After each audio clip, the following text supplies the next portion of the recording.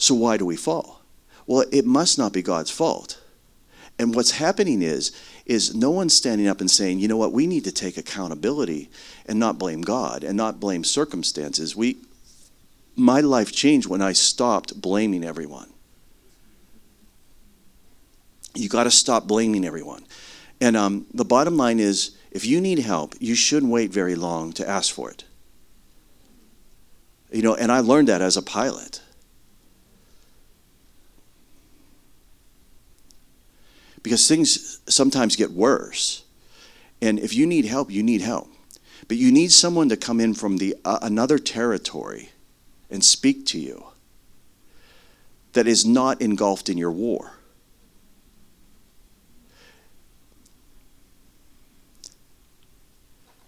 Now, a lot of professionals, when you go for counseling, the therapy is they're told, I'm just going to tell on them, they're just told to let you talk. And after you talk or you get it off your chest, you feel a little better, and then you pay them and you go.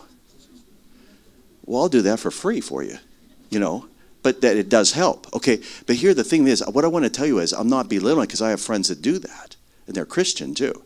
And it is very important to have counseling. What I'm trying to tell you is that does the counseling take you to the next step? Do you get better? Okay, so when I was taking flight lessons, the instructor would know if I hadn't practiced. So he would put me through maneuvers, and he would ask me, "Did you practice?" I said, "Well, I had to work, but I did once." He says, "No, you were." He said, "You call me when you've done this twice in a week, because you have to do it twice a week to even maintain what you have. You got to do it 3 times to improve. So you got to go out and fly and do this 3 times a week in order to improve." It's the same thing. It's the same thing with everything else. I had when I did sports, I had to do them every day. And I started to break records when I exceeded what I thought was my ability. I had to overcome mental obstacles. I found out that diving, when I was a springboard diver, it was like 80% mental. But it looks physical to you, but you have to be able to handle yourself in the air in spins and turns and twists and still end up straight into the water so that you don't hurt yourself.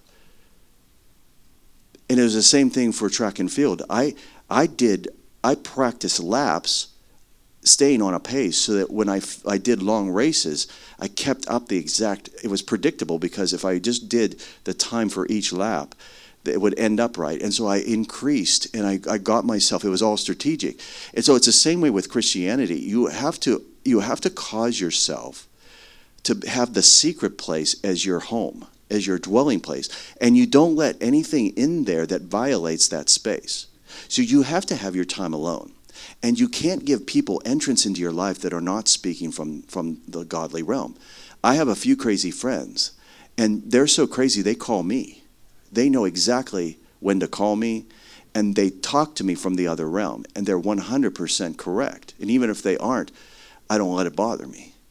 But I've seen such synchronization happen once I was free from this. But do you understand that 2 Peter, where I just read, that you have to understand that is the promise, that is the truth, and that's the bar. That's where we have to stay. We can't compromise that. But I started to see that the personality that I found in Jesus started to be in me, that he was forming himself in me. And over the years, I've noticed that I became like him because I yielded to him, and I got rid of the demonic influence in my life. I said no constantly to ungodliness. All the opportunities that presented themselves to me, I always took it to prayer. I didn't just invest in things or do things. I started not to be led astray anymore.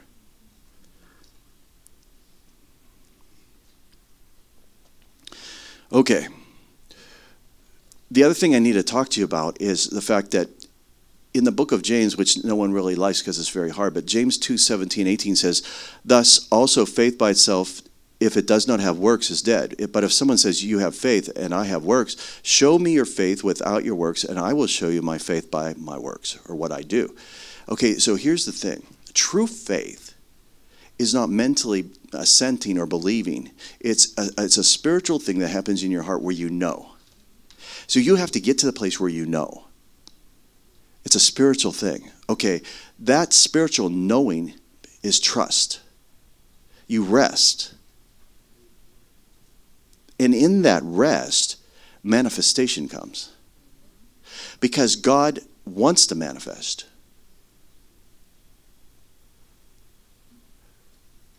So do you understand? You don't have faith in your ability, you have a faith in his ability. And the weakness that you experience is actually your doorway into a manifestation of the supernatural. So everybody is always trying to figure out how they're going to deliver themselves if faith doesn't work. If God is on vacation and he messes up and forgets to intervene for you, and you're stuck with it, then you're figuring out, okay, if this doesn't work, then I'm going to do this. Well, I had to get to the place where, like, wait a minute. I'm giving everything up, and he's going to breathe on me, and manifestation is going to start to happen, and he's going to start to lead and guide me, and he's going to start to show me what I need to eliminate out of my life and what I need to acquire. And he's going to be the boss, and I'm not going to question him. If I get that framework and that mentality, after a while, I start to be led into the truth. Now, here's what I know. Most people don't believe in something, and they don't even know why they don't believe in it. But God has said it. But if you talk to them, they'll say, well, I don't believe in that. And if you notice, like, just because I don't believe in it, it doesn't stop happening to other people. It just stops happening to me. I get kept out of that covenant benefit.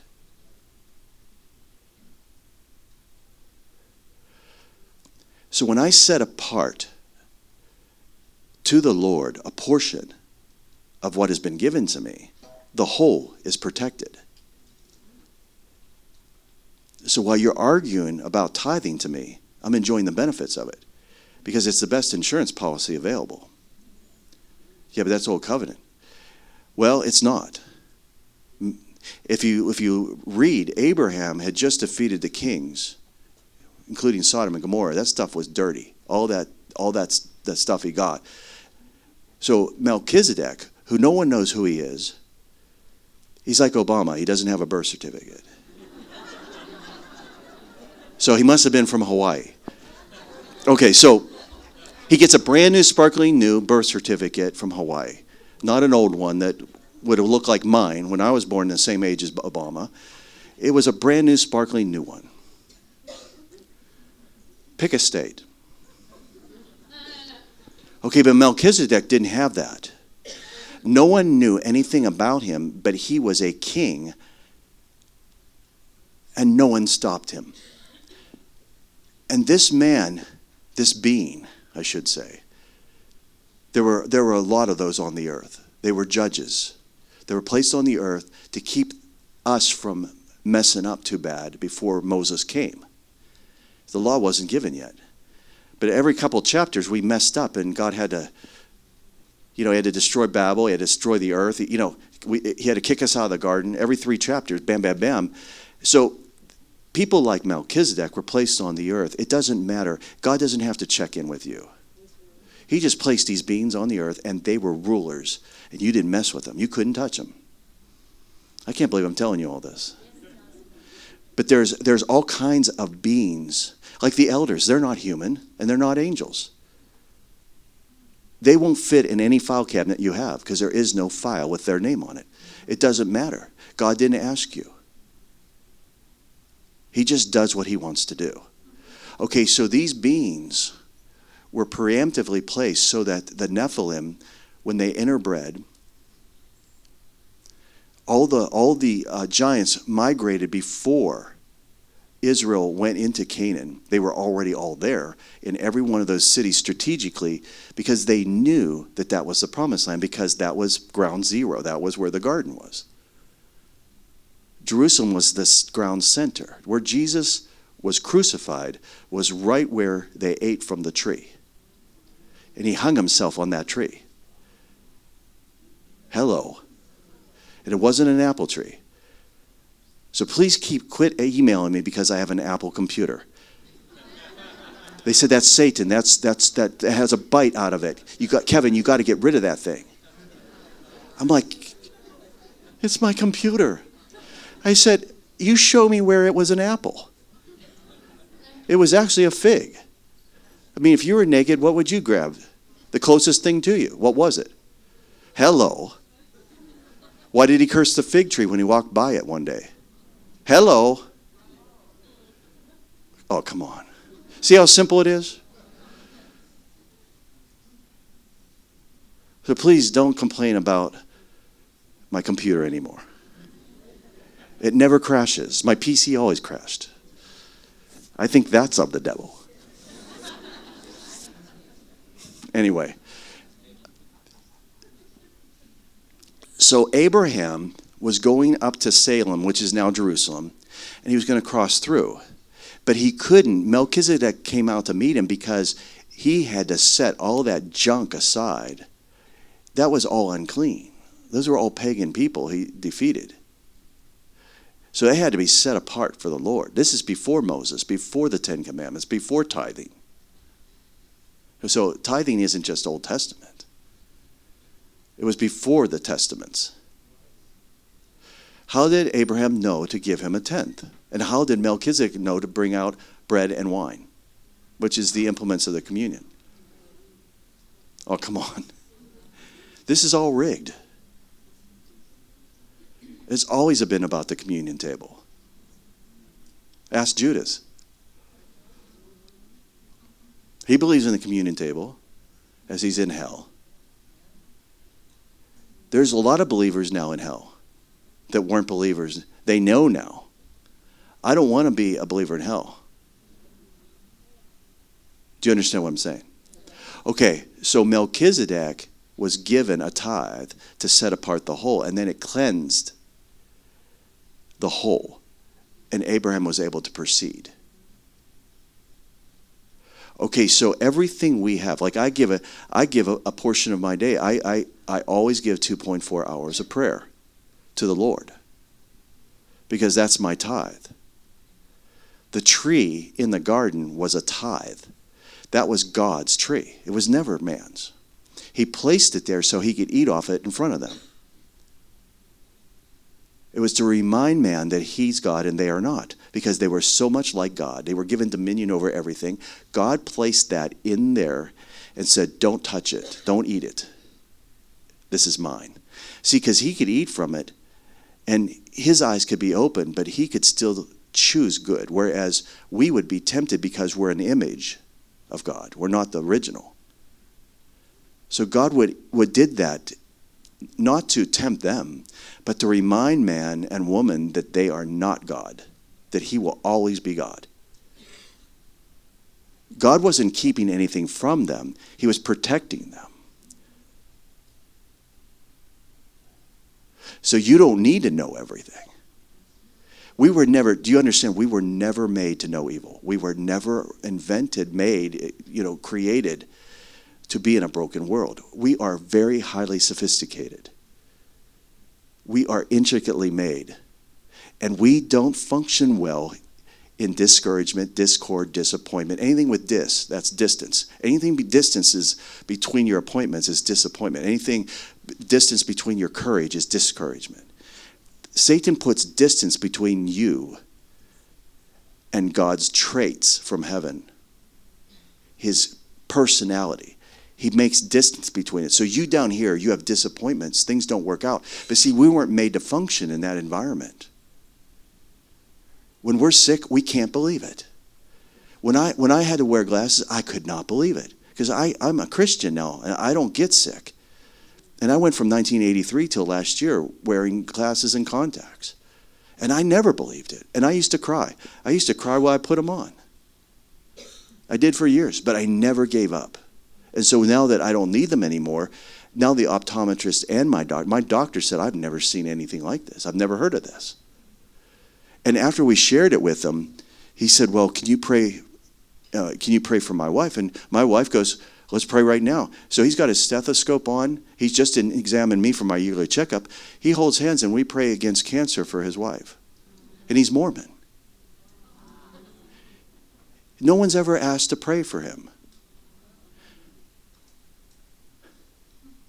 But he said, I've never heard of anyone's eyes being healed at 60 years old or 59. So here we are in an imperfect world. We don't function well with, we don't like it when people don't like us. We don't like it when people don't recognize who we are. We don't understand why it's so hard to do the right thing and so easy to do the wrong thing. Why, like at my job, there was one thing I could do right and thousands of things I could do wrong. So every day I had every government agency watching me. And there's only one thing I do right, and that is show up and do my job. Exactly. But there are thousands of things I could do to get fired. But they paid me really good. But it created in me this character that shows that if I'm going to walk according to the Word of God and the Spirit of God, that I'm going to have to step it up beyond how things are being presented as a Christian. That what I'm being fed is a cold snack. So I had to learn to get something hot from the coals of the altar of God myself. When I encountered that in heaven, I realized that I could talk, bring it back, and talk to people, and it would fill the room. And if I was stayed out of the way, people would sit and listen to me for 2 hours and wouldn't even move, which I can't even sit and listen to somebody for 10 minutes if they're talking about themselves.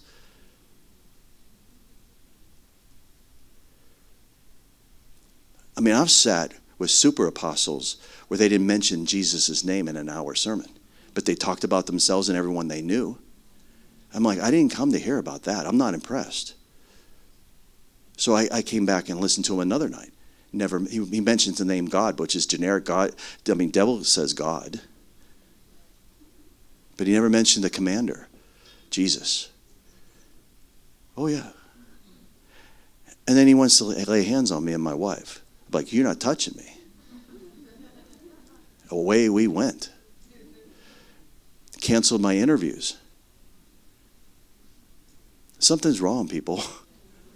Okay, so do you understand this? That today, right now, your personality is going to change. But it's because you take on the personality of Jesus Christ. And when you're around him, you start to learn what he likes. And the angels like it when you're like him. When you're like God. Angels like that. Angels like it when they know that you're going to obey God. They're waiting for you to light up because they can see your spirit light up when God talks to you. And you have this impression that you're supposed to do something. And you light up inside. Like right now, I'm lit up. I got lit up right now. My hands are burning. Because what I just said was a sweet spot. And the angels, I can feel the activity now. Because they are in synchronization with heaven. They're waiting for people to respond to the word. Who is a person. Okay, so you have angelic favor. So not only God favors you, but angels favor you. They know they can depend upon you. You get known in heaven. You don't want an angel when they are told that they have to come and they're assigned to you. You don't want them rolling their eyes. Oh, I've heard about them, you know. So anyway, going on. Here's a very interesting thing that has to do with favor in Isaiah 58, 6 through 11. It says, is this not the fast that I have chosen? To loose the bonds of wickedness, to undo the heavy burdens, to let the oppressed go free. That's the fast? I thought I was missing, my Wendy's hamburger. It says, this is the fast, to undo heavy burdens, to let the oppressed go free, to loose the bonds of wickedness, and to break every yoke. Every yoke. Did I say every? Every, okay. Is it not to share your bread with the hungry? And that you bring to your house the poor who are cast out. When you see the naked, you cover them. You do not hide yourself from your own flesh, your family. You call them, just like George was saying. Then your light shall break forth. At that moment, now your light's going to break forth. Okay, so if you do all these things, then it says here, these amazing things of favor. So I actually did this. I lost a huge amount of money in the stock market because I made a whole bunch of money, and the Lord was telling me to get out, but I thought, man, I'm going to ride this thing. I just made, hundreds of thousands of dollars. And I mean, if this goes, it was just in a couple of days. I said, I'm going to ride this thing up a couple more days, and then I'm going to quit Southwest Airlines. Well, in those next couple of days, it tanked back down to where I bought it at. And then went below that. And we didn't know what to do. So I prayed, and I was praying in tongues. I could show you the spot in Phoenix, Arizona, in my backyard, where me and my wife were like, what do we do? Because God had told us to do it. But when he told me to get out, I got greedy. And that system's rigged to take your money. Okay? That's why. Okay, so instead of like walking away with $550,000, I thought I'd mention that, I walked away with negative. Just in a couple of days, because it was all set up to do that. It was to draw people in. This isn't a Christian nation, business-wise, Okay, so I read this verse, and the Lord said, this is all rigged in your favor. And I saw the verses that talks about taking care of the widows and the orphans. I said, Kathy, do you know a widow or an orphan? And she says, hey, yeah, that lady that she's been asking for help with her horses. She was like one of the wealthiest women in our whole area of Scottsdale, Arizona, which is like the wealthiest place. She didn't need anything except she needed my wife's expertise on picking out a horse. So she wanted my wife to come with her and look at this horse and take it for a spin and make sure everything was okay with it. And she said, yeah, that lady, she's a widow. And I said, call her right now. I said, we're taking her to lunch. You just do this for free. Even though she's wealthy, we're going to pay for her meal. We're going to do everything. I'm going to take care of her. And I guarantee you, boy, did we get our money back and more. It broke open for us. It says here that if you do all these things, your light shall break forth like the morning. It says your healing shall spring forth speedily, and your righteous shall go before you. The glory of the Lord shall be your rear guard. Sounds pretty good. Then you shall call on the Lord, and he will answer. This is on page 20 now at the top. You shall cry, and he will say, here I am. If you take away the yoke from the midst, the pointing finger and the speaking wickedness, if you extend your soul to the hungry and satisfy the afflicted soul, then your light shall dawn in the darkness, and your darkness shall be as noonday. That sounds pretty good. That sounds like overthrow, not just breakthrough. Okay, so the Lord will guide you continually, and he'll satisfy your soul in drought and strengthen your bones. You shall be like a watered garden and a spring of water whose waters will not fail. Did you hear that? That will not fail. Okay, so you look at the favor that's there, and it was because of certain things you're supposed to do. Now, you can't just say this is Old Testament because you quote Isaiah according to future events, so it's not fair to put Isaiah in that kind of boundary if he's a prophet and he speaks prophetically. And he speaks about the future as well as the present, then you can't really fairly say, well, this is Old Testament, because those prophets weren't really Old Testament. They were speaking from the future as well. Okay, so do you understand that you can't do this with the Bible? And I wish you'd stop. I wish you would just rip the little blank page between the New Testament and the Old Testament out of your Bible. Because that's all that's keeping you from the Old Testament is a little blank page. Because when you get to heaven, it's the same God. Jesus quoted the Old Testament because there was no New Testament. Paul quoted the Old Testament because there was no New Testament. Need I go on?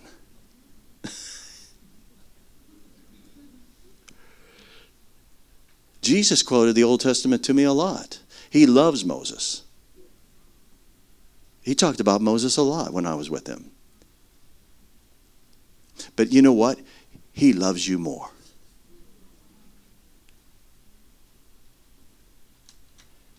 The new covenant people are where it's at right now. But it's based on all the people that wrote your old covenant. They built this foundation. They're real people in heaven right now cheering us on. They wish you would read their books and quote their prophecies, because these men and women are amazing. They are so excited to find out if we're carrying on what they started. They didn't get to see this day, but they built it knowing that you'd be proud of them, that you'd be thankful that they paid the price. And we build upon those foundations. And now we experience liberty like never before.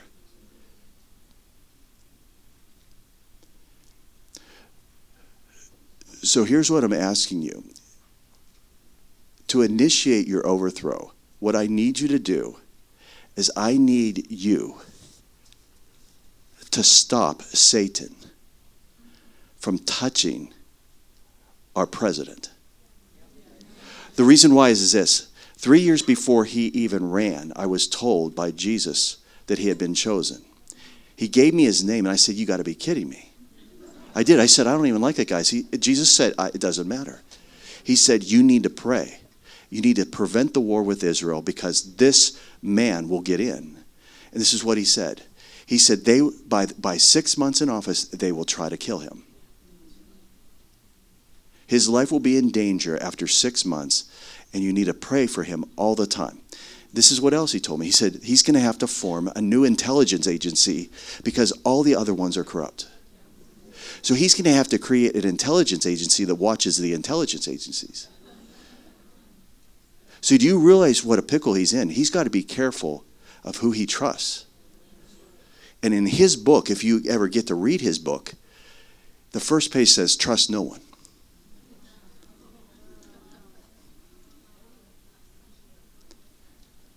No other person could survive. But he was chosen. His ancestors were part of the Great Hebrides revival, which was profound.